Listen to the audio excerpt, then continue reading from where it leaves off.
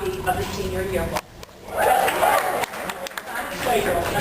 As the co-editor of the senior yearbook, Avital's creativity and innate writing talent showed, just as they did when she headed the literary magazine in her junior year, or when she was published in local newspapers.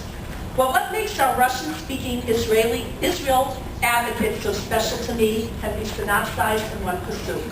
D'rachecha darchei noam v'chol nesivosecha shalom. What Avital accomplishes, and the accomplishments are varied and many, it is done in the most refined and dignified way. As I told you yesterday, Avital, you never seem to lose your cool. There is a serene pleasantness to your nature, despite the passion you possess for the things you believe in so deeply. It is no wonder then that you were chosen by your fellow classmates to speak on their behalf tonight. Stern College is lucky to be getting her next year. Who will get her thereafter? The New York Times? Maybe Maariv? Time will only tell. Aliva Hafrizi. Avital Chiswick is the recipient of the Ray Jarman Memorial Award for Outstanding Scholarship and Dedicated to Schools.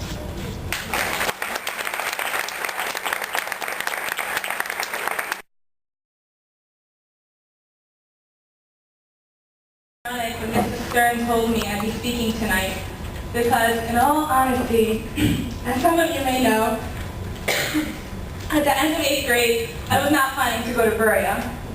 But with God's grace, as well as my mother's common sense, keep it mama, I ended up coming to Berea in September 2005. There are many things I'm grateful for having come here. For the excellent academics, the endlessly inspiring teachers, the comfortable environment. But most importantly, I am grateful and proud to be a part of the Berea class of 2009.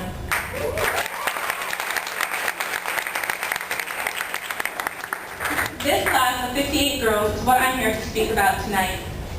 Our Masorah teaches us that the second Beit HaMikdash was destroyed because of the Jews' baseless hatred, sinat chinam, for each other. And the Chavetz Chaim explains that it would only logically follow that ahavat chinam, unconditional love, only that could bring the Geula back and bring the Beit HaMikdash back. Achdut and Ahavat Yisrael are the traits that first come to mind when I think of our class. High school is an intense roller coaster, in school, at home, socially. These are the teenage years, full of struggle, conflict, self-discovery. And this home base, this support group of 58, is what transforms our high school years from regular high school to something much greater. Over the past 4 years, we've watched our classmates use their talents and skills. Out of nothing, girls have created teams, productions, programs, competitions, lessons. We learn to admire each other's strengths, as well as to help each other rise when we fall. Look around. You see before you students who, for them, Torah isn't an interest, it's a passion.